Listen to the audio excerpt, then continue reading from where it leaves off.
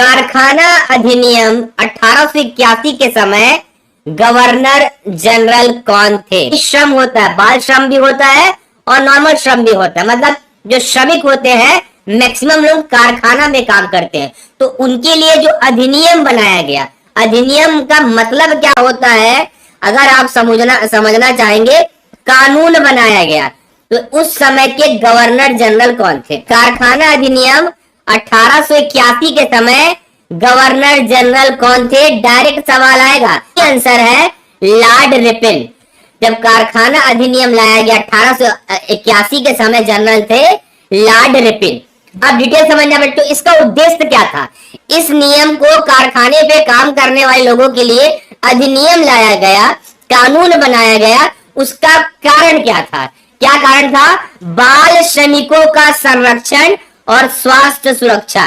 Actual में उसमें बहुत बाल श्रमिक भी काम करते थे, बच्चे भी काम करते थे, है ना, बच्चे भी काम करते थे, तो उनका संरक्षण कि छोटे बच्चे ना लिया जाए और उनके स्वास्थ्य की सुरक्षा, समझ रहे हो ना, ये उद्देश्य है। उद्देश्य भी पूछ सकता है, इसका डिटेल अब समझना। ये ब्रिटिश काल में निर्मित प्रथम श्रम कानून था। देखो बेटे, सवाल बन सकता है ना कि पहला श्रम कानून किस, मतलब जो बना उसका नाम क्या था, जिसे भारतीयों के हित समर्थक लोकप्रिय गवर्नर जनरल लॉर्ड रिपन के निर्देशन में लागू किया गया पूरे भारत में, क्योंकि भारत में लागू किया गया, ठीक है, क्योंकि भारत उस समय ब्रिटिश काल में, मतलब उस समय भारत में इंग्लैंड का राज था, ब्रिटिशों का राज था।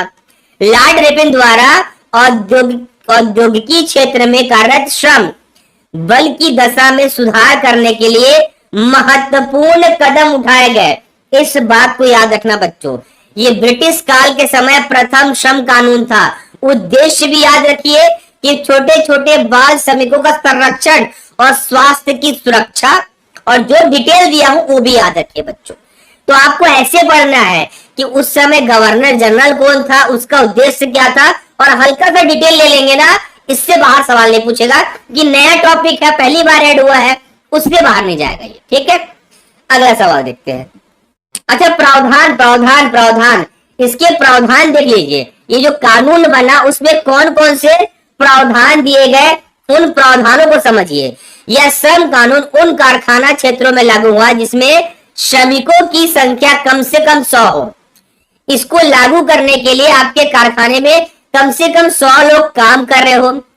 7 वर्ष से कम उम्र के बच्चों पर कार्य करने पे प्रतिबंध लगाया गया। 7 साल से छोटे बच्चों पर कार्य करने पे प्रतिबंध लगाया गया। 7 से 12 वर्ष के बालकों के लिए कार्य करने के लिए टाइमिंग दिया गया, 9 घंटा दिया गया कि आप इसे 9 घंटे में करेंगे, है ना। और 7 से 12 वर्ष की आयु के बालकों को प्रतिदिन 1 घंटा विश्राम और महीने में 4 दिन की छुट्टी निर्धारित की गई। प्रावधान भी याद रखना है आपको कि उसमें प्रावधान क्या थे। भाई नियम बने तो नियम में प्रावधान क्या थे। अब एग्जाम लेने वाला या तो डायरेक्ट प्रावधान से सवाल पूछेगा, या तो डायरेक्ट उद्देश्य पूछ देगा, या तो उस समय के गवर्नर जनरल कौन थे ये पूछ सकता है। क्योंकि कारखाना जब भारत का विकास हो रहा था ना, पहले भारत को क्या था भाई, उसकी आजादी कहाँ हुई? तो 1947 में हुआ। तब भी बहुत सारे नियम फॉलो किए गए थे, उस समय ब्रिटिश काल था। इस बात को याद रखना, ठीक है, इस चीज को याद रखना बच्चों, ठीक है। अगला क्वेश्चन, कारखाना अधिनियम 1891 के समय गवर्नर जनरल कौन थे? देखिए समय समय पे कारखाना के नियम कानून बदले गए। मैक्सिमम काम कारखानों में होता था। भाई प्लांट समझते हो ना, प्लांट कारखाने, सूती बनाना, कपड़ा बनाना, लोहा बनाना, कोयला उद्योग, पावर प्लांट उद्योग, कारखाने है ना, उस पे नियम लाए गए और वो बदला 1891 में। उस समय इस गवर्नर जनरल कौन थे? गवर्नर जनरल लॉर्ड लैंसडाउन थे। देखिए याद रखना 1891 की बात हो रही है। उस समय के गवर्नर जनरल कौन थे? लॉर्ड लैंसडाउन थे। सबसे इंपॉर्टेंट इसका उद्देश्य वही था। इसका भी अगर उद्देश्य देखेंगे ना, इसका भी उद्देश्य सेम था कि बाल श्रमिकों का संरक्षण। क्या था? बाल श्रमिकों का संरक्षण करना। छोटे छोटे बच्चों का संरक्षण करना, ठीक है, उनके स्वास्थ्य की रक्षा करना। अब इस पे जाते हैं प्रावधान पे। ये प्रावधान तो पढ़ना है बच्चा। कारखाना अधिनियम में सबसे इंपॉर्टेंट है प्रावधान, क्योंकि प्रावधानों से सवाल आएगा। देखिए पहला प्रावधान क्या है, बिल्कुल 1891 के कानून का पहला प्रावधान ये है, यह कानून उन कारखाना क्षेत्रों में लागू किया गया जिसमें श्रमिकों की संख्या कम से कम 50 हो। उसमें 100 था, इसमें 50 कर दिया गया। 9 वर्ष से कम आयु वाले बच्चों को कारखाने में प्रतिबंध था काम करने के लिए, उसमें 7 था, इसमें 9 कर दिया।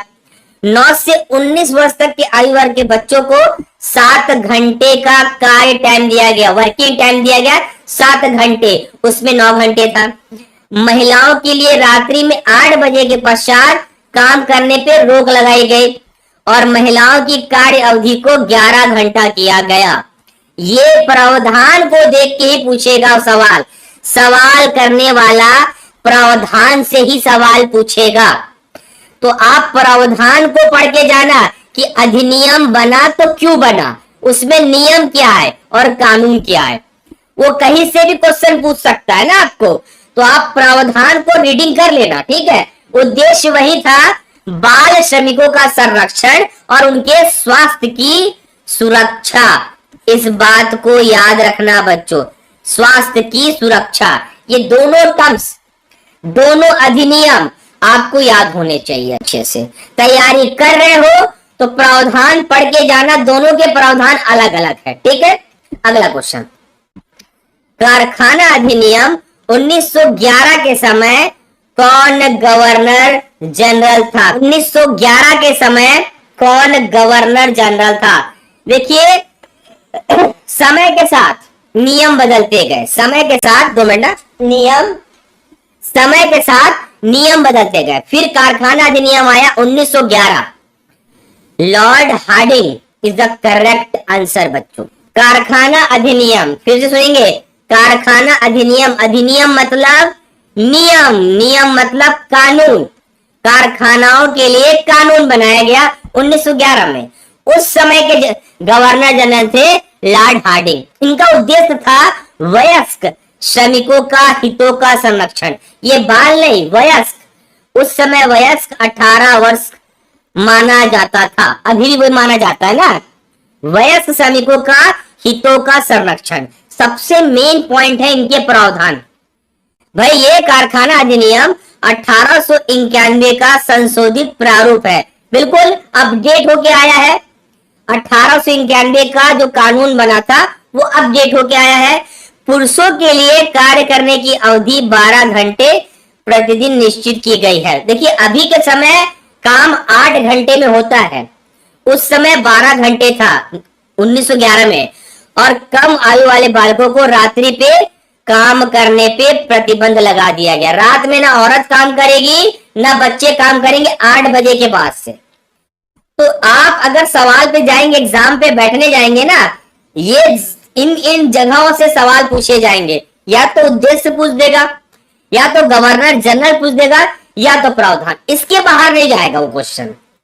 तो सारे बच्चे इसको अच्छे से समझ के फोकस से याद रखिए, ये नियम है, यहां से गलत नहीं होना चाहिए स्टूडेंट। अगला क्वेश्चन, कारखाना अधिनियम 1922 के समय कौन गवर्नर जनरल था? गवर्नर जनरल लॉर्ड रीडिंग, याद रखिए। और एक तरीका और भी है, देखिए सब में डेट दिया हुआ है, इसका भी डेट आता है, यहाँ पे डेट लिखा नहीं है, 1922 लिखना था, ठीक है। एग्जाम में पकड़ने का ये भी तरीका है कि आप डेट से भी पकड़ सकते हो, अधिनियम के डेट से भी आप क्वेश्चन पकड़ सकते हो। तो आपको समझ आ गया कि गवर्नर जनरल कौन थे? Lord reading. अब डिटेल समझेंगे, आराम से समझना बच्चों। कारखाना अधिनियम 1922, गवर्नर जनरल थे लॉर्ड रीडिंग। इसका उद्देश्य था श्रमिकों के हितों का संरक्षण। कुल मिला के बाल श्रमिक, वयस्क श्रमिक या श्रमिकों के हित, उनको जो प्रॉफिट मिलना चाहिए, उनको जो लाभ मिलना चाहिए, उनको जो काम में होने वाले हर चीजों को मिलना चाहिए, उसी के बारे में अधिनियम बदलते गए। सबसे इंपॉर्टेंट एग्जाम में सवाल उसके प्रावधान से पूछेगा बच्चों। प्रावधान क्या है? यह श्रम कानून उन कारखाना क्षेत्रों पे लागू था जिसमें श्रमिकों की संख्या कम से कम 20 हो। धीरे धीरे 100 से 50, 50 से 20 आ गया। कारखानों में कार्य करने वाले बच्चे अब 12 से 15 वर्ष निर्धारित किए गए हैं। मतलब अब एक आयु डिसाइड कर दिया गया कि आप 12 से 15 वर्ष के बच्चों को ही लेंगे। अगर आपको लेना होगा 15 से उस पर ले सकते हो, पर मिनिमम आयु 12 वर्ष निर्धारित किया गया। इन आयु वर्ग के बच्चों की अवधि प्रतिदिन 6 घंटा रखी गई। बच्चों की, वयस्कों की 12 घंटे ही थी, इस बात को याद रखना। इन प्रावधानों से एग्जाम में सवाल पूछेगा स्टूडेंट, और आपको आराम से बनाना है, समझ के बनाना है। आगे पीछे ना जाइए, सबके प्रावधान जरूर पढ़े। हर प्रावधान में चेंज हुआ।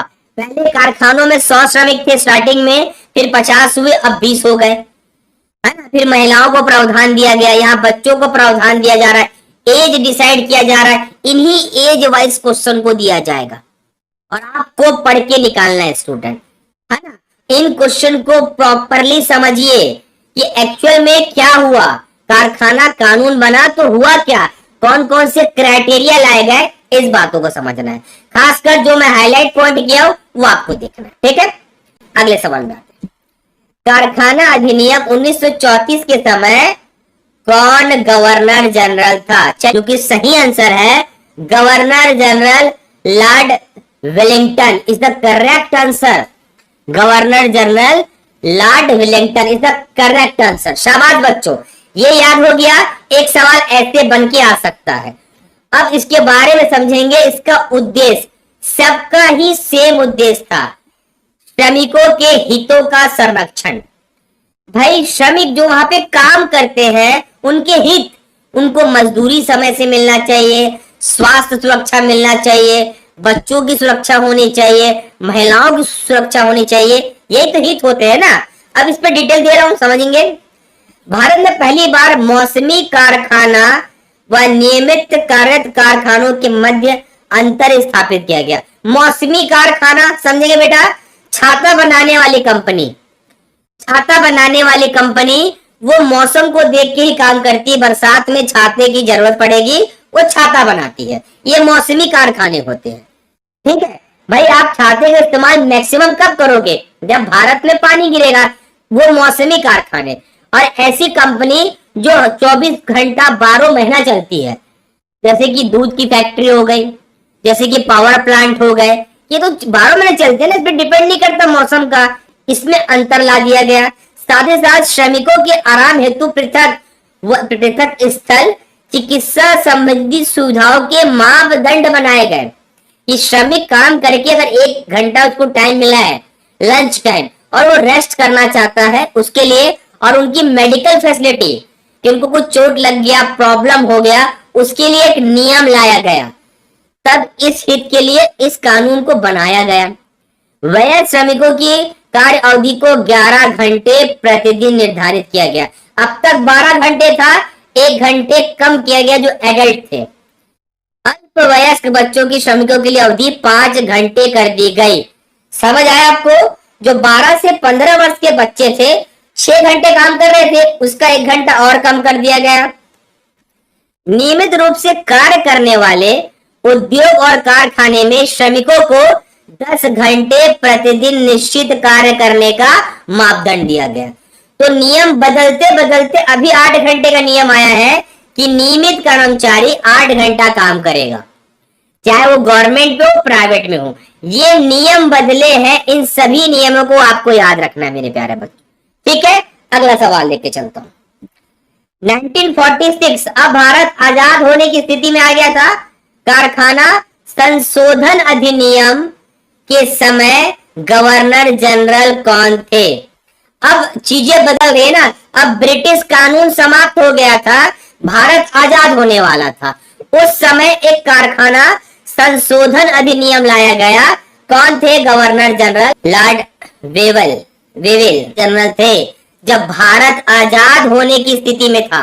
1946 कारखाना अधिनियम, कारखाना संशोधन अधिनियम लॉर्ड वेवेल थे। श्रमिकों का हित का संरक्षण, वही चीज बार बार आ रहा है। सबसे इंपॉर्टेंट है प्रावधान। प्रावधान में क्या है, प्यार समझना। 1946 में नियमित कारखानों में श्रमिकों को कार्य करने की अवधि 9 घंटे कर दी गई। आज के डेट पे 8 घंटे काम करते हैं लोग, उसको कर दी गई 9 घंटे। 9 घंटे ही आप काम करोगे नियमित कर्मचारी को। मौसमी कारखाने में श्रमिकों की अवधि है 10 घंटे। मौसमी कारखाना समझाया ना, जो छाता बनाती है भाई, मौसम में छाता मौसम में बिकेगा, बरसात के मौसम में, ठीक है। और 2 से अधिक श्रमिकों वाली, मतलब 2 से अधिक श्रमिकों जनसंख्या वाले कारखाने में कैंटीन सुविधा उपलब्ध कराए गए। या जिस कारखाने में 2 से अधिक मजदूर काम कर रहे हैं, उनके लिए खाने पीने के लिए कैंटीन की सुविधा उपलब्ध कराई गई। जो रेगुलर कर्मचारी है उनका टाइमिंग 9 घंटा किया गया। जो मौसमी कारखाने के कर्मचारी है उसके टाइमिंग को 10 घंटा किया गया। और 2 से अधिक कैपेसिटी वाले लोग, मतलब कारखाना है, वहां पे कैंटीन की सुविधा दी गई। स्वतंत्र भारत का प्रथम कारखाना अधिनियम था 1948 का। ये पॉइंट समझना बच्चों, डायरेक्ट सवाल आएगा कि स्वतंत्र भारत का प्रथम कारखाना अधिनियम कब पारित किया गया? 1948। ये देखिए मैं सवालों को लिया हूं ना। देखिए 1948 मतलब 1947 में हम आजाद हो गए थे। इसके बाद क्या हुआ? स्वतंत्र भारत ने प्रथम कारखाना अधिनियम का उद्देश्य था श्रमिकों की कार्य दशा में सुधार, स्वास्थ्य व सुरक्षा कल्याण, महिला बच्चों के अधिकारों को सुरक्षित करना। जो ब्रिटिश काल में हो रहा था वो इस समय भी हुआ, पर अब भारत आजाद हो गया था। पूरी कंपनियां भारत सरकार के अंदर आ गई थी, ब्रिटिश शासन जा चुका था। तो कोशिश किया गया कि सबको समान अवसर दिया जाए। अच्छा, कार्य अवधि में वयस्कों को, एडल्ट को 1 सप्ताह में 48 घंटे निर्धारित की गई। 1 सप्ताह में 6 दिन काम करता है, 48 मतलब अब आ गया नियम 8 घंटे काम करने का, समझना बच्चों। और साप्ताहिक अवकाश लागू किया गया। जो संडे आपको छुट्टी मिलती है ना, जो प्लांट में काम करते हैं, उसको निर्धारित किया गया था 1948 नियम के तहत। और कारखाने में स्वास्थ्य दशा, अगर आप काम कर रहे हो, पर्याप्त रोशनी, हवा, स्वास्थ्यप्रद वातावरण, साफ सफाई, पानी, चिकित्सा, कैंटीन, ये सब उपलब्ध कराने के नए मापदंड लाए गए। तो याद रखिए जो पहला स्वतंत्र अधिनियम था वो था 1948 में। तो आपको क्या पढ़ना है उसके बारे में, उसमें चेंजेस क्या है भाई। अब काम चेंज हो गया, भारत आजाद होते काम को कर दिया गया 8 घंटा, 1 सप्ताह में 8 घंटा, संडे को छुट्टी है ना, मतलब अलग अलग छुट्टियां होती है, हम संडे मान के चलते हैं, ठीक है। और सब कुछ दिया जाएगा फैसिलिटी में, इसको, इस बात को याद रखना बच्चों, ठीक है। देखिए इसमें सुरक्षा और दंड दोनों के प्रावधान है। अगर कोई औद्योगिक कार्यस्थल पे मशीनों की व्यवस्था इस प्रकार की जाए कि श्रमिकों को कोई भी आपात स्थिति ना बने और उनकी बड़ी दुर्घटना होने पे सुरक्षा के नियम वहां पे लागू हो, वहां पे उनकी सुरक्षा के लिए सेफ्टी प्रिकॉशन जारी किया गया और दंड का प्रावधान रखा गया।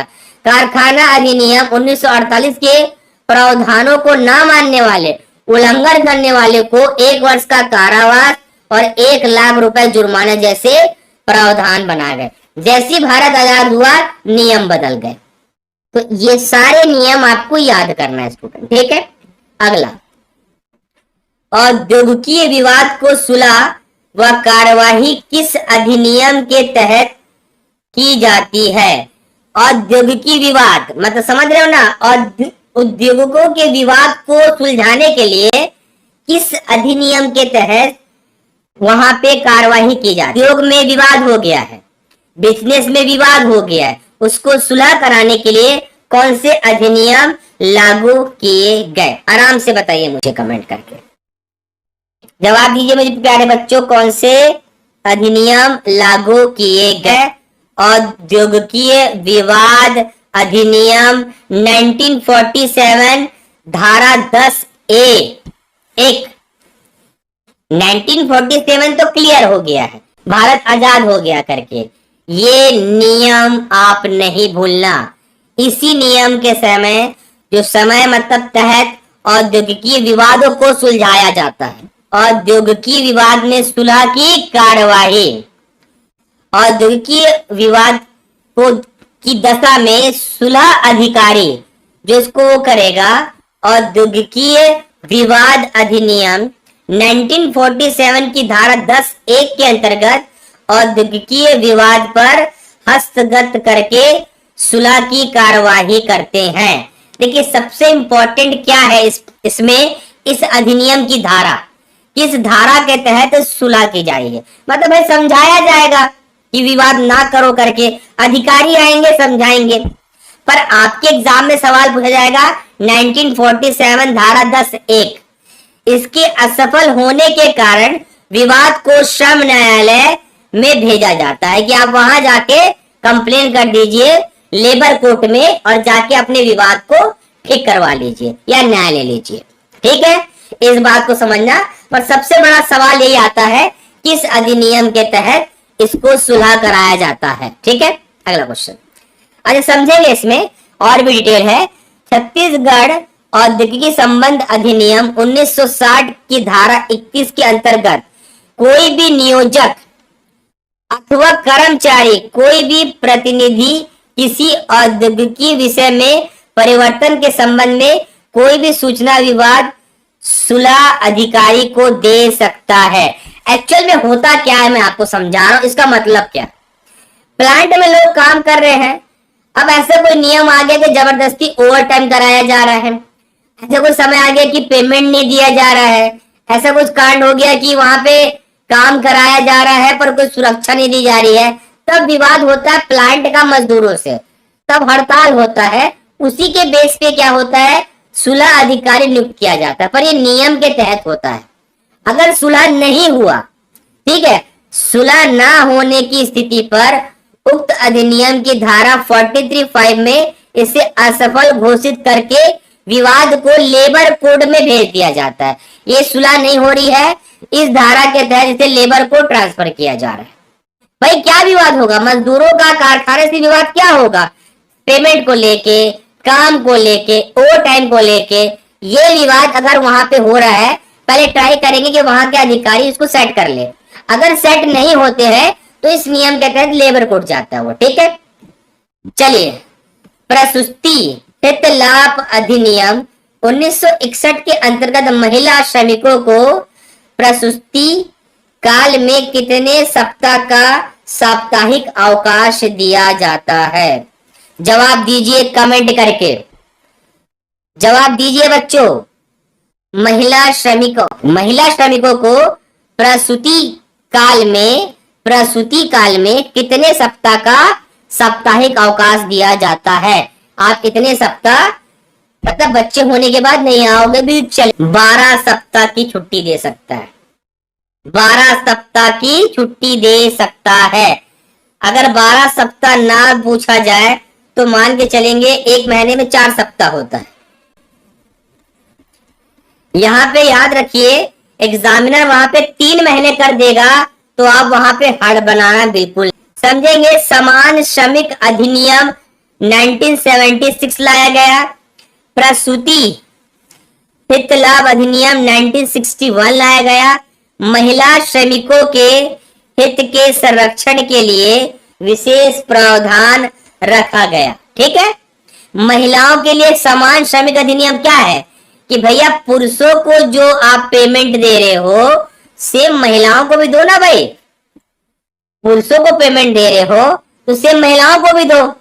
और अगर उनकी प्रेगनेंसी के दौरान या आफ्टर प्रेगनेंसी मतलब बच्चा होने के बाद उनको समय दो रिकवर के लिए। तो ये सब प्रावधान इन अधिनियम के तहत लाया गया 1976, 1961। ठीक है, समान श्रमिक हित संरक्षण हेतु समान पारिश्रमिक अधिनियम मतलब वेतन 1976 के अंतर्गत महिला श्रमिकों को समान कार्य के लिए पुरुषों के समान वेतन का अधिकार प्राप्त है। तो याद रखिए ये क्यों लाया गया, ताकि वहां के काम करने वाले महिलाओं को समान अधिकार प्राप्त हो। ठीक है, तो ये जो नियम लाया गया प्रसूति वाला वो याद रखना बच्चों। ठीक है, अगला क्वेश्चन, प्रसूति हित लाभ अधिनियम 1961 के अंतर्गत महिला श्रमिकों को प्रसूति काल का कितना चिकित्सा बोनस दिया जाता है? 2,500 रुपए है, बिल्कुल दिया जाएगा 2,500 रुपए। इसी के लिए सब नियम लाए गए कि महिलाओं को तो थोड़े बहुत छूट मिलने चाहिए। प्रेगनेंसी हो गया, आफ्टर प्रेगनेंसी हो गया, उनको ये सब दिया जाना चालू किया गया। 1961 अधिनियम के तहत समान वेतन का भी रखा गया कि भैया काम अगर समान करा रहे हो तो महिलाओं को पेमेंट भी समान रूप से दो, पुरुषों के बराबर मेल फीमेल इक्वल रहना चाहिए। ठीक है, ये डेटा है, याद रखना। बाल श्रमिक अधिनियम 1986 के अंतर्गत कितने आयु के बालकों का नियोजन पर प्रतिबंधित है? मतलब कार्य नियोजन पर प्रतिबंधित है। कितने वर्ष के बच्चों को काम करना कारखाने में प्रतिबंध है, उसे बाल श्रमिक अपराध माना जाता है। 18 वर्ष से कम आयु के बच्चों को आप कारखाने में, और कारखाने छोड़िए, आप लोकल भी काम नहीं करा सकते। ये नियम लाया गया था अधिनियम 1986 के तहत। ये लॉ को लाया गया बच्चों, क्या आप नहीं करा सकते। इस लॉ में क्या है वो समझेंगे। ऐसे बालक और बालिका दोनों ना, मेल फीमेल दोनों की बात हो रही है, जो 14 वर्ष की आयु को पूर्ण नहीं किया है, मतलब वो 14 साल का नहीं हुआ है ना, के द्वारा पैसे अथवा वस्तु के बदले में कोई भी नियोजक मालिक अपना श्रम दे रहा हो तो उसे बाल श्रमिक कहलाता है। अगर कोई काम करा रहा है वो बाल श्रमिक कहलाएगा। 14 वर्ष की आयु अगर वो पूर्ण नहीं किया हो, बाल श्रमिक है ना। अधिनियम 1986 के अंतर्गत 14 वर्ष से कम आयु के बालकों का कहीं भी काम करना प्रतिबंधित है। ऐसा नहीं कि प्लांट की बात हो रही है, आप कहीं भी काम नहीं करा सकते आज भारत के डेट में। ठीक है, ये याद रखिए, 1986 के तहत है। इस अधिनियम के अंतर्गत भारत सरकार द्वारा 65 प्रक्रियाएं एवं 18 उपजीविकाओं में बाल श्रमिकों का नियोजन वर्जित किया गया है। नियम बनाया गया है 65 और 18 के तहत। इसी प्रकार कारखाना अधिनियम 1948, मोटर यातायात श्रमिक अधिनियम 1961, बीड़ी सिगार कामगार अधिनियम 1966, छत्तीसगढ़ दुकान स्थापना अधिनियम 1958 के अंतर्गत बाल श्रमिकों को आप काम नहीं करा सकते, ये पूर्णतः निषेध है।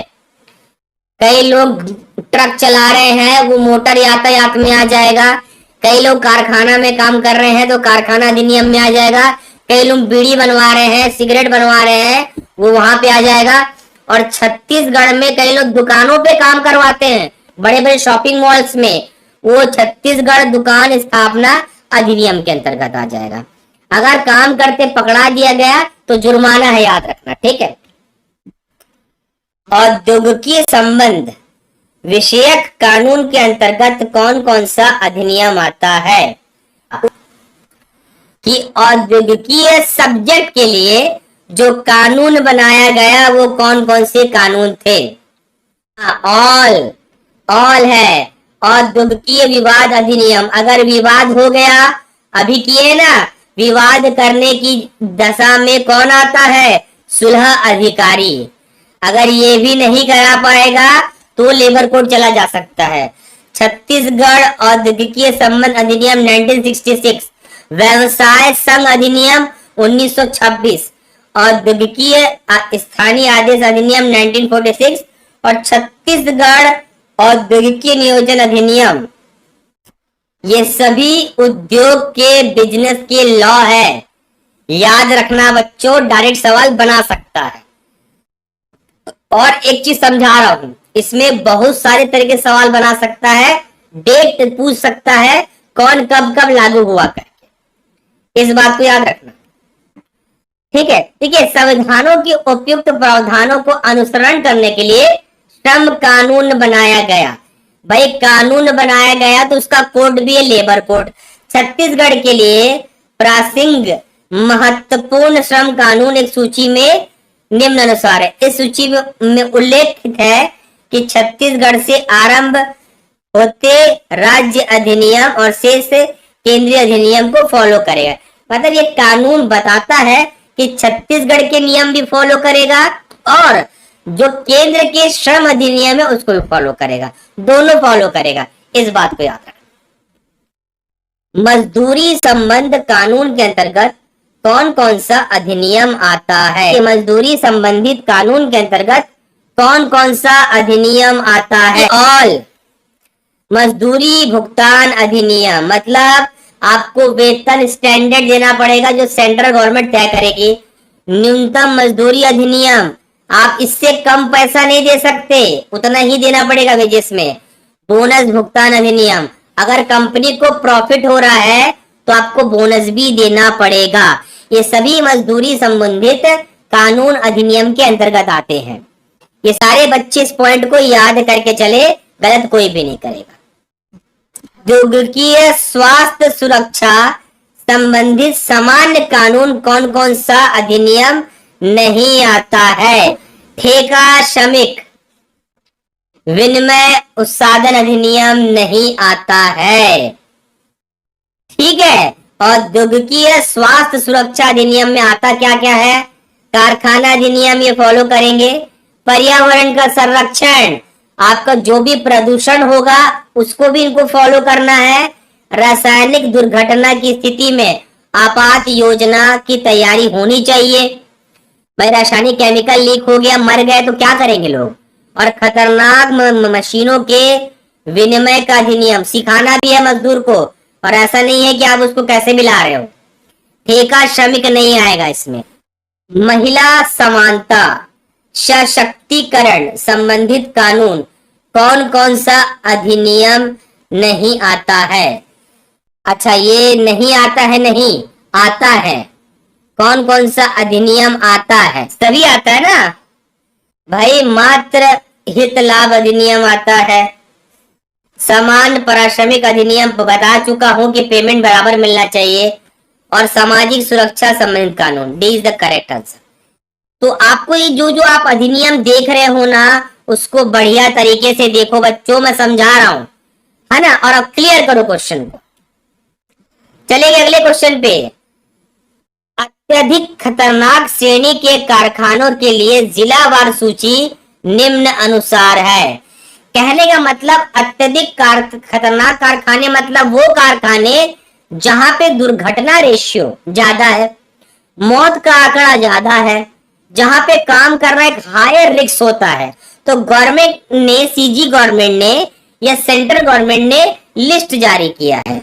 उस लिस्ट में जो टॉप कौन कौन सी कंपनियां हैं जो याद रखिए खतरनाक श्रेणी में आती, ठीक है। ऑल देखो, Mohini industries 9A industrial area Rawa Bhata Raipur, ये सबसे टॉप में है ना। ये खतरनाक श्रेणी के सबसे टॉप में। इसी का जो ब्रांच है वो सेकंड टॉप में है। कहां पे है?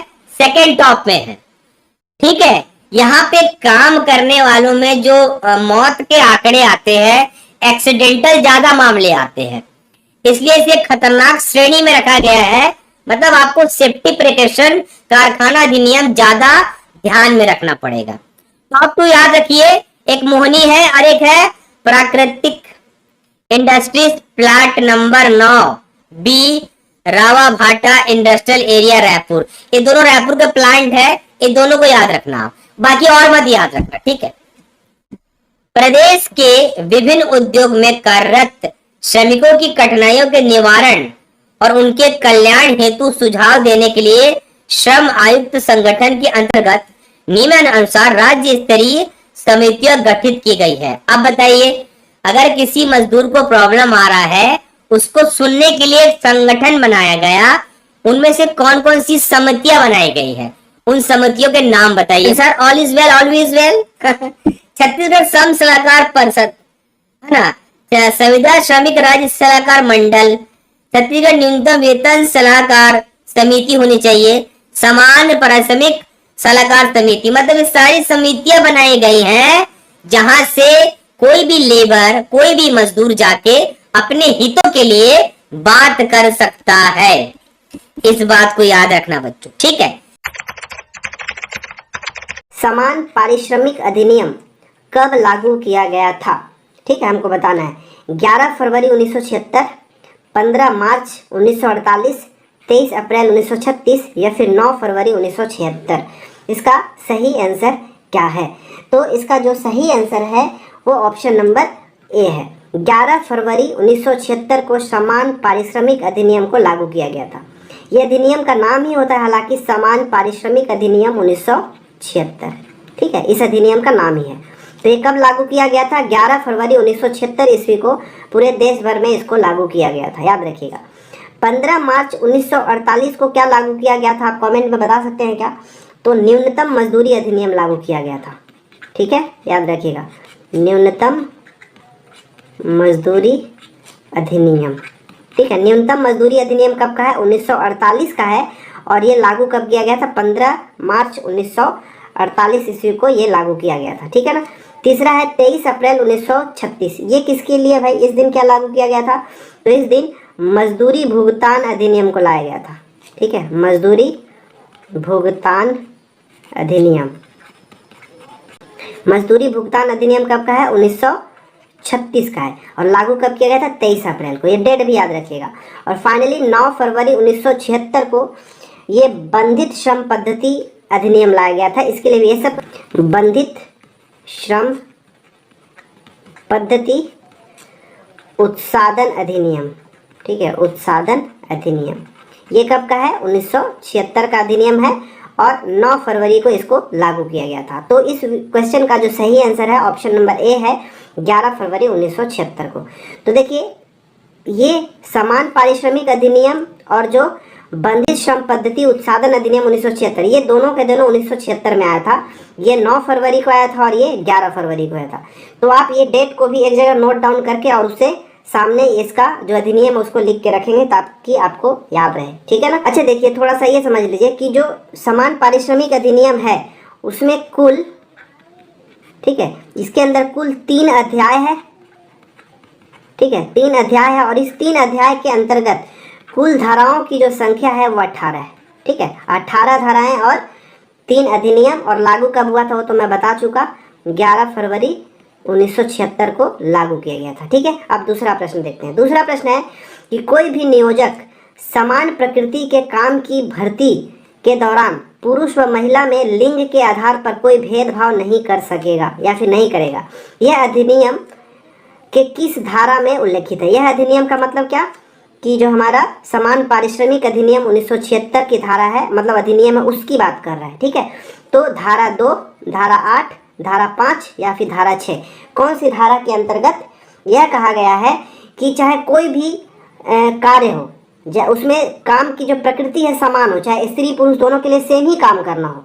ठीक है, तो जो नियोजक होगा, जो नियुक्त करने वाला होगा, वो पुरुष और महिला के लिंग के आधार पर भेदभाव नहीं करेगा कि ये काम महिलाओं को दिया जाएगा, ये पुरुषों को दिया जाएगा, उस पर भेदभाव नहीं करेगा। ये कौन सा धारा कहता है? ठीक है, तो इसका जो सही आंसर है ऑप्शन नंबर सी, धारा 5। ठीक है, धारा 5 कहता है क्या कि भर्ती में लिंग के आधार पर भेदभाव नहीं किया जाएगा। ठीक है, ये जो धारा का नाम ही क्या है? भर्ती में लिंग के आधार पर भेदभाव। ठीक है, इस धारा के अंदर यह वर्णन किया गया है कि कोई भी जो नियोजक है, नियुक्त करने वाला है, अगर समान प्रकृति का कोई कार्य है तो उसमें महिला और पुरुष में भेदभाव नहीं करेगा। सबको बराबर मानते हुए ही उनको एम्प्लॉयमेंट करना होगा या फिर उनको भर्ती करनी होगी। जब कभी भी मान लो कोई प्रमोशन की बात होता है, ठीक है, पदोन्नति की, प्रमोशन की बात करता हो या फिर प्रशिक्षण या ट्रेनिंग की बात करता हो, या फिर जब ट्रांसफ़र होगा तो ट्रांसफ़र के समय भी किसी भी तरह का भेदभाव नहीं किया जाएगा कि यह स्त्री है, यह पुरुष है। ठीक है, तो ट्रांसफ़र या फिर पदोन्नति में भी भेदभाव नहीं किया जाएगा। इसका भी वर्णन जो है धारा 5 के अंतर्गत ही किया गया है। ठीक है, मैं यहाँ पे लिख देता हूँ एक बार फटाफट। ट्रांसफ़र हो गया मतलब स्थानांतरण, या फिर पदोन्नति हो गया, प्रमोशन हो गया, या फिर ट्रेनिंग हो गया। ठीक है, इन सब में भी भेदभाव नहीं होगा ऐसा कहा गया है। लेकिन अगर कोई ऐसा कानून है, ठीक है, कोई कानून किसी कार्य में महिला की भर्ती पर रोक लगाता है, मतलब ये कोई कानून ऐसा बनाया गया कि नहीं, इस जॉब में महिलाओं की भर्ती नहीं ली जाएगी, तब ऐसे में यह अधिनियम उस पर लागू नहीं होगा। तो इस चीज को भी याद रखना है, ठीक है। तो इसका सही आंसर क्या है? ऑप्शन नंबर सी, धारा 5। जो धारा 2 है ये परिभाषा से संबंधित है, ठीक है। धारा 1 जो होता है, ठीक है, धारा 1, अच्छा मैं यहाँ पे लिखता हूँ, जो इस अधिनियम का धारा 1 है वो संक्षिप्त नाम, विस्तार और प्रारंभ से संबंधित है कि इसका विस्तार कहाँ कहाँ होगा, इसमें संक्षिप्त नाम क्या क्या यूज किया गया है, प्रारंभ कब से होगा, ये सब। तो इसका जो विस्तार होगा पूरे देशव्यापी होगा और आरंभ 11 फरवरी 1976 का हो गया, हम बता चुके। दूसरा जो है इसमें परिभाषित किया गया है किसको, कि पारिश्रमिक किसको कहते हैं, क्योंकि अधिनियम कौन सा है, समान पारिश्रमिक अधिनियम 1976 है। तो इसमें पारिश्रमिक जो शब्द आया ना, ठीक है, उसका परिभाषा आपको कहाँ मिलेगा, धारा 2 के अंदर मिला गया, ठीक है।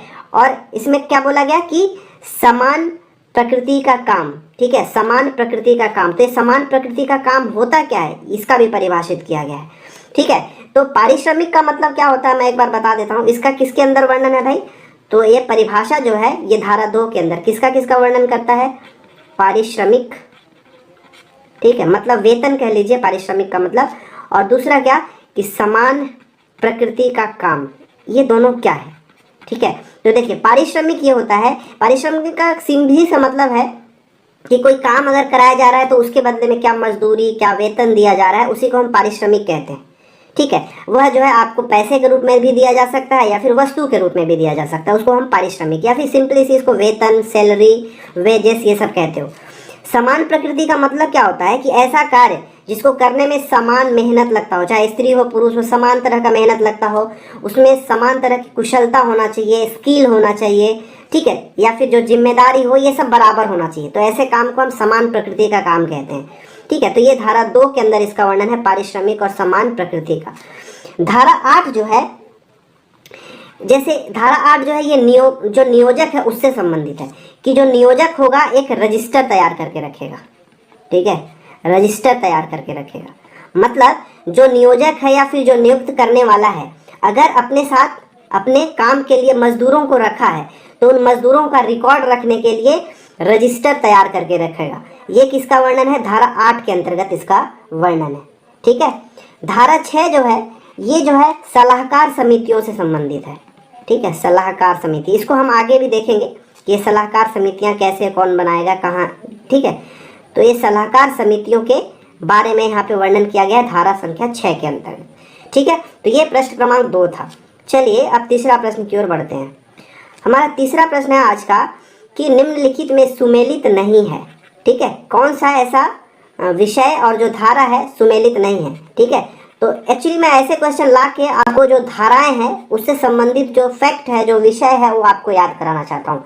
तो आप इस धाराओं को सीक्वेंस में लिख लें और उनसे संबंधित जो विषय है उसको भी सामने लिखते चले, ताकि आपको रिवाइज करने के समय आसानी होगा। वह अब बढ़ते हैं। तीसरा प्रश्न क्या है कि इसमें सुमेलित नहीं है वो पता करना है। पुरुष और स्त्री को समान कार्य के लिए समान वेतन, क्या ये धारा 4 में कहा गया था क्या? तो अभी हम पीछे देखे थे क्या कि किसी भी कार्य के लिए समान कार्य के लिए समान वेतन होगा। हम पीछे धारा 4 के अंतर्गत हम देख चुके हैं, ठीक है, याद रखिएगा। तो ये वाला जो है सुमेलित है, ठीक है। ये जो क्या कहता है कि अगर कोई स्त्री हो और पुरुष हो एक समान प्रकृति का कार्य करता है। धारा 4 क्या कहता है कि अगर कोई कार्य है जिसमें कार्य की प्रकृति समान हो, उसमें पुरुष और महिला दोनों कार्य कर रहे हैं, तो दोनों को समान कार्य के लिए समान वेतन ही दिया जाएगा। तो ये धारा 4 कहता है, ठीक है। इसको 4 को 2-2 करके याद रखिएगा, मतलब 2-2 दोनों बराबर, ठीक है, चाहे पुरुष भी हो या स्त्री हो, दोनों को बराबर बराबर वेतन मिलेगा धारा 4 के अंतर्गत। दूसरा है कि भर्ती में लिंग के आधार पर भेदभाव नहीं किया जाएगा। इसका भी वर्णन मैं पीछे कर चुका कि धारा 5 के अंतर्गत ऐसा वर्णन है कि स्त्री हो पुरुष हो उनमें किसी भी तरह का भेदभाव नहीं किया जाएगा, चाहे भर्ती की बात हो, चाहे प्रमोशन की बात हो, ट्रांसफर की बात हो, उनमें किसी भी तरह का भेदभाव नहीं किया जाएगा। तो ये धारा 5 के अंतर्गत वर्णन है। तीसरा, नियोजक का रजिस्टर बनाने का कर्तव्य, धारा 8। ये भी मैं पीछे बता चुका कि जो नियोजक होगा, जो एम्प्लॉयमेंट देने वाला होगा, वो अपने मजदूरों का, अपने जो कामगार होंगे उनके रिकॉर्ड करने के लिए एक रजिस्टर बना के रखेगा। इसके लिए धारा 8 का वर्णन किया गया है, धारा 8 में वर्णन किया गया। जैसे इसको कैसे याद रखिएगा, तो रजिस्टर का फॉर्मूला आपको याद है का, REGISTER। देखिएगा रजिस्टर में 1 2 3 4 5 6 7 8, ठीक है। तो इसमें 8 लेटर है, 8 अल्फाबेट है, इसलिए इसको आप धारा 8 करके याद रखेंगे, ठीक है ना। तो ये एक अच्छा सा ट्रिक बन जाएगा आपके लिए। और जो मतलब शुरू का ABCD सही है, तो ये वाला ही हमारा असुमेलित होगा। मतलब अधिनियम से संबंधित नियम बनाने की शक्ति क्या धारा 12 में वर्णन है क्या, तो नहीं, ये गलत है, ठीक है। ये नियम अधिनियम बनाने की जो नियम बनाने की जो शक्ति है, इसका वर्णन धारा 13 के अंतर्गत किया गया है, ठीक है, याद रखिएगा। धारा 13 के अंतर्गत कहा गया है कि अधिनियम से बनाने या नियम संबंधित नियम बनाने की शक्ति किसको होगी, धारा 13 में कहा गया है। अच्छा, ये जो धारा 12 है, इसमें क्या कहा गया है, तो धारा 12 में कहा गया है कि जो इससे संबंधित जो अपराध होगा, ठीक है, तो अपराधों का संज्ञान और विचारण करने की शक्ति किसको होगी, ठीक है, संज्ञान और विचारण, ठीक है, संज्ञान और विचारण करने की शक्ति किसको होगी, इस बारे में कहा गया है, ठीक है। तो ये पूरा धाराओं को याद रखिएगा। 13 में क्या है, अधिनियम बनाने की मतलब नियम बनाने की शक्ति धारा 13, और अपराधों का संज्ञान और विचारण करने की शक्ति किसमें, धारा 12 के अंतर्गत, ठीक है। चलिए चौथा प्रश्न है, ये थोड़ा डिस्क्रिप्टिव टाइप का, जिसको अच्छे से पढ़ेंगे इसके बाद आंसर देने की कोशिश करेंगे। चौथा प्रश्न है कि निम्नलिखित में से किस कृत्य पर नियोजक को 1 महीने का, ठीक है, 1 मंथ का जेल या कारावास और साथ ही साथ 10,000 रुपये तक का जुर्माना हो सकता है, ठीक है। ऐसा कौन सा ये चारों में काम है जिसमें अगर नियोजक ऐसा गलती करता है, अपराध करता है, तो उसको 1 महीने का जेल और 10,000 रुपये तक का जुर्माना हो सकता है। पहला, अगर नियोजक अपने मजदूरों का रजिस्टर सुरक्षित नहीं रखता है। दूसरा, किसी मजदूर को निरीक्षक के समक्ष पेश करने से रोकता है। या तीसरा, कोई सूचना देने से इनकार करता है। तो ये तीनों ही कंडीशन में जो नियोजक होगा, ठीक है, उसको क्या करेगा, उसको अगर ये तीनों अगर वो गलती करता है, ठीक है, तो उसको 1 महीने का जेल और 10,000 रुपये तक का जुर्माना हो सकता है। इसका जो वर्णन है वो धारा संख्या 10 में कहा गया है, ठीक है, धारा 10 में इसका वर्णन है। तो ये तीनों का तीनों ही सही है, उपरोक्त सभी। इन तीनों केस में जो नियोजक होगा उसको धारा 10 के अंतर्गत, इस अधिनियम का धारा 10 के अंतर्गत 1 महीने का जेल और 10,000 रुपये का जुर्माना हो सकता है, ठीक है। एक और याद रखिएगा कि अगर मान लो जो नियोजक है किसी भी तरह का कागजी रिकॉर्ड को मजदूरों, जो कि मजदूरों से संबंधित है, अगर उसको छुपाता है, पेश नहीं करता है, ठीक है, मैं आप लिख देता हूँ, कोई कागजी रिकॉर्ड, ठीक है, कागजी रिकॉर्ड जो किससे संबंधित हो, मजदूरों से संबंधित है, अगर वो पेश नहीं करता है निरीक्षक के समक्ष, तब भी क्या करेगा, उसको 1 महीने का जेल और 10,000 रुपये तक का जुर्माना हो सकता है, ठीक है। ये पहली बार ऐसा किया तो उसको 1 महीने का जेल और 10,000 रुपये तक का जुर्माना हुआ। लेकिन इसी अधिनियम में यह भी कहा गया है कि अगर यह गलती वो दूसरी बार करे, ठीक है, अगर वह सेम इसी प्रकार की गलती अगर वो दूसरी बार करे, दोहराने पर उसको सजा जो है 3 माह से लेके 1 वर्ष तक का सजा हो सकता है, और साथ ही साथ उसको 20,000 रुपये तक का जुर्माना हो सकता है, ठीक है, ठीक है, कितने का, 20,000 रुपये तक का जुर्माना हो सकता है। तो ये था क्वेश्चन नंबर 4 का एक्सप्लेनेशन, ठीक है ना। चलिए इसको ध्यान से देखिएगा, ये धारा संख्या 10 के अंतर्गत वर्णन किया गया है। अब हम 5वां प्रश्न देखते हैं।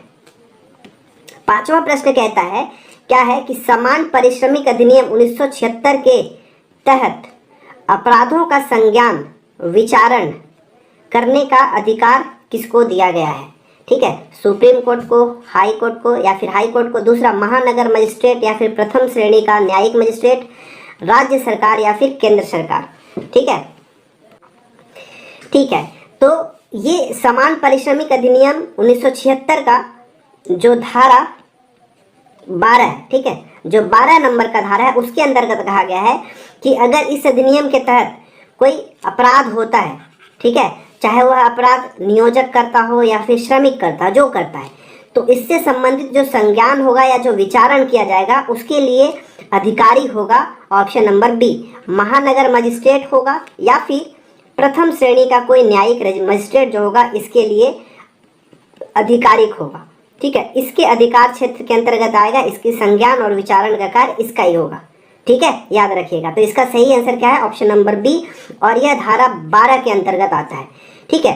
देखिए केंद्र सरकार वाला याद रखिएगा कि पीछे भी मैं बता चुका कि जो धारा संख्या 13 है, ठीक है, धारा संख्या 13, इसमें क्या कहा गया है कि नियम बनाने की शक्ति, ठीक है, नियम बनाने की शक्ति, ये नियम बनाने की शक्ति किसको होगा, तो केंद्र सरकार को होगा। इस अधिनियम से संबंधित जो भी नियम बनाने की शक्ति किसके पास होगा, केंद्र सरकार के पास होगा। वो धारा 13 में इसका वर्णन किया गया है, याद रखिएगा, ठीक है। तो चलिए अब हम अगला प्रश्न देखते हैं, क्वेश्चन नंबर 6 को। छठवां प्रश्न है, ठीक है, ये भी थोड़ा अच्छा सा लॉन्ग टाइप का प्रश्न है, इसको ध्यान से पढ़िएगा। निम्नलिखित में से असत्य कथन कौन सा है, इसमें असत्य कथन की हमको पहचान करना है, ठीक है। चलिए देखते हैं। केंद्रीय सरकार किसी राज्य सरकार को उस राज्य में एक अधिनियम को कार्यान्वित करने के संबंध में निर्देश दे सकती है। दूसरा, इस अधिनियम में से संबंधित नियम बनाने की जो शक्ति है वो राज्य सरकार को है। तीसरा, इस अधिनियम से संबंधित कठिनाइयां दूर करने की शक्ति केंद्र सरकार को है।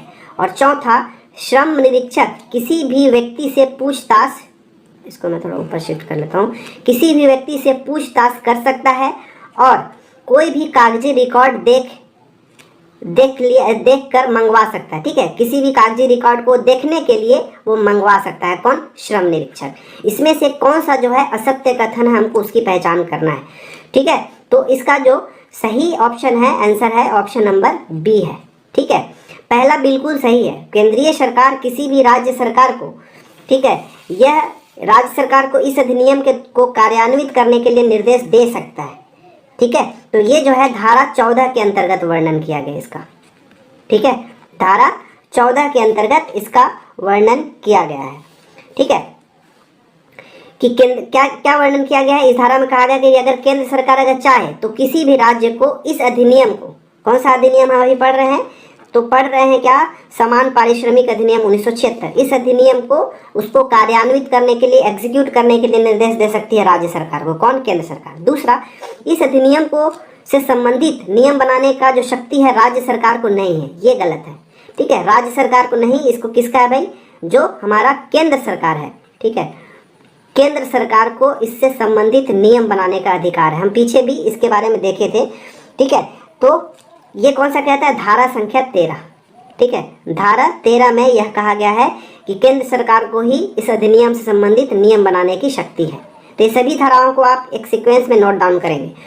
इसके बाद है, इस अधिनियम से संबंधित कठिनाइयां दूर करने की शक्ति केंद्र सरकार को, ये वाला भी सही है, ठीक है। ये कौन से धारा के अंतर्गत कहा गया है, तो धारा 17 कहा गया है, ठीक है, धारा 17 में यह कहा गया है कि अगर इस अधिनियम को लागू करने से संबंधित किसी भी तरह का कठिनाइयां आ रहा है तो उसको दूर करने का कार्य किसको होगा, केंद्र सरकार को होगा। ये धारा संख्या 13 कहते हैं। और श्रम निरीक्षक किसी भी व्यक्ति से पूछताछ कर सकता है, ठीक है, कोई भी अगर रिकॉर्ड चाहे तो मंगवा सकता है, ठीक है, तो जो रजिस्टर है मेंटेन करवाया था वो मंगा सकता है। इसका जो वर्णन है धारा संख्या 9 में वर्णन है, ठीक है, याद रखिएगा, किसके अंतर्गत, धारा 9 में वर्णन है, ठीक है। एक्चुअली जो धारा 9 है वो श्रम निरीक्षकों से संबंधित ही है, ठीक है, श्रम निरीक्षक नहीं, मतलब ये जो हमारा अधिनियम है उसका जो निरीक्षक का जब चयन होगा तो उन निरीक्षकों का क्या कार्य होगा उससे संबंधित है धारा 9, और इस धारा 9 में ही ऐसा कुछ कहा गया है। तो इसका सही आंसर जो था ऑप्शन नंबर बी था, धारा संख्या 13, ठीक है। देखिए निरीक्षक, ये जो धारा 9 है इसमें और क्या क्या कहा गया एक बार सुन लीजिए। इसमें क्या है कि इस अधिनियम के अंतर्गत एक निरीक्षक की नियुक्ति किया जाएगा, ठीक है, और निरीक्षक इसलिए नियुक्त किया जाएगा ताकि इस अधिनियम के संबंधित जितना भी नियम होगा उसको क्या कराएगा, वो पालन हो रहा है कि नहीं हो रहा, इस चीज़ का देख रेख कौन करेगा, निरीक्षक के अंतर्गत कार्य आता है, ठीक है। और अगर निरीक्षक को किसी भी कार्य, मतलब वो जहाँ चाहे वहाँ पर वो अपने कार्य के लिए जा सकता है, किसी भी व्यक्ति से पूछताछ कर सकता है, कागजी रिकॉर्ड जो मेंटेन किया गया है वो देख सकता है, मंगवा सकता है, फोटोकॉपी करवा सकता है, ठीक है, पूछताछ कर सकता है, किसी भी व्यक्ति को बुलवा सकता है, हर एक काम उसको करने की आज़ादी होती है, ठीक है। तो ये था धारा संख्या 9 के अंतर्गत निरीक्षक के बारे में वर्णन किया गया, याद रखिएगा, ठीक है। अब हम आगे बढ़ते हैं। अब हम थोड़ा सा ये 2 चीज़ को समझ लेते हैं, बाकी वो 6 महत्वपूर्ण क्वेश्चन ही मुझे अच्छा लगा क्योंकि ये अधिनियम ज़्यादा बड़ा है नहीं, इसके अंतर्गत मात्र 18 अधिनियम और 3 अध्याय है। तो जो इम्पोर्टेंट क्वेश्चंस बन सकते थे जो वहाँ पे कंप्लीट किया जा सकता था मैंने कंप्लीट किया। अब थोड़ा सा मैं आपको समझाना चाहूँगा धारा 6 के अंतर्गत सलाहकार समितियों का जो वर्णन किया गया वो, और धारा 7 के अंतर्गत जो दावा या परिवाद या फिर जो भी विवाद होगा उसका सुनवाई करने का, उसको विनिश्चय करने का के लिए जो प्राधिकारी होंगे उनको नियुक्त करने के लिए समुचित सरकार की क्या शक्ति होगी, हम ये देखेंगे। तो पहले हम सलाहकार समितियों के बारे में थोड़ा सा जान लेते हैं। देखिए, पहली बात, ये सलाहकार समिति जो है इसमें कम से कम 10 सदस्य होंगे। ठीक है, कम से कम कितने? 10 सदस्य होंगे। 10 से अधिक जितना भी वो निरीक्षण करने जिसका अधिकार होगा समुचित सरकार कर सकती है, जितना उसमें सदस्य रखना चाहे। ठीक है, कम से कम कितना होना चाहिए? 10 होना ही चाहिए। ठीक है, समुचित सरकार द्वारा, याद रखिएगा, समुचित सरकार का मतलब क्या हुआ? समुचित सरकार का मतलब हो गया कि इसमें केंद्र सरकार भी या फिर राज्य सरकार, जो समवर्ती सूची किसके अंतर्गत आता है? ठीक है, जो केंद्र और राज्य दोनों के अंतर्गत आता है। तो इसी तरह जो ये भी है, ये केंद्र सरकार और राज्य सरकार दोनों को मिला जुला के समुचित सरकार कहा जाता है, और ये ही दोनों मिलकर ही सलाहकार समितियों का गठन करते हैं, और इसके अंतर्गत 10 सदस्य कम से कम होना चाहिए। देखिए, इसमें क्या है, ये जो सलाहकार समितियां होंगी ये सलाह देने का कार्य करेंगी। किससे संबंधित? कि अगर मान लो कोई महिला रोजगार के, कोई महिला कोई रोजगार है, मतलब कोई एक ठो संस्था खुला है, या फिर कोई भी एक सरकार की, कोई केंद्र सरकार का कोई रोजगार उत्पन्न हुआ है। ठीक है, चाहे कोई प्रतिष्ठान या संस्था के अंदर कोई रोजगार उत्पन्न हुआ है, तो उसमें महिलाओं को भी उसमें भरपूर उसमें नियोजन दिया जाए। ठीक है, महिलाओं को भी वहाँ पे पर्याप्त उनकी भागीदारी हो, वहाँ पे कार्य उपलब्ध हो। ये सारा चीज़ का ध्यान कौन देखता है? सलाहकार समिति देता है। महिलाओं के रोजगार के अधिक से अधिक अवसर उपलब्ध हो। ठीक है, ये किसका? सलाहकार समिति का कार्य होता है। ठीक है, दूसरा क्या कि सलाहकार समिति अपनी सलाह जब सौंपता है सरकार को, ठीक है, तो सौंपते समय ये बताता है कि ये वाला प्रतिष्ठान हो या फिर ये वाला रोजगार है, तो इसमें इतनी सारी महिलाएं काम कर रही हैं, जो काम है वो काम की प्रकृति क्या है। ठीक है, ठीक है, महिला रोजगारों की संख्या, ठीक है, महिला जो है उनकी संख्या, ठीक है, जो उनसे काम कराया जा रहा है उनसे काम की प्रकृति क्या है, ठीक है, कितने घंटे काम कराया जा रहा है। ठीक है, ये सारी चीज बातों को सरकार के सामने, केंद्र सरकार के सामने सलाहकार समितियां रखती हैं। तो ये धारा संख्या 6 के अंतर्गत इस सलाहकार समितियों का जो कार्य प्रणाली है उसका वर्णन किया गया है। ठीक है, 7वां जो है ये क्या था, तो मैं बताया कि किसी भी तरह का कोई दावा हो, विवाद हो, उसमें अगर सुनवाई करना हो, विनिश्चय करना हो, तो एक प्राधिकारियों का गठन होगा। ठीक है, एक प्राधिकारी नियुक्त किया जाएगा, और इसके नियुक्त करने की शक्ति किसको होगी? समुचित सरकार की, मतलब केंद्र सरकार और राज्य सरकार दोनों की ये शक्ति होगी कि अपनी अपनी जो पदाधिकारी होंगे, जो अधिकारी हैं, उनका नियुक्ति किया जा सकता है। ठीक है, जो सरकार अधिसूचना जारी करके, ठीक है, जो समुचित सरकार है वो अधिसूचना जारी करके अधिकारियों की नियुक्ति करेगा, और इस अधिनियम के उल्लंघन की शिकायत, समान मजदूरी न प्राप्त होने पर संबंधित जो दावा होगा उसकी सुनवाई कौन करेगा? जो अधिकारी यहाँ पे नियुक्त किए जाएंगे वो।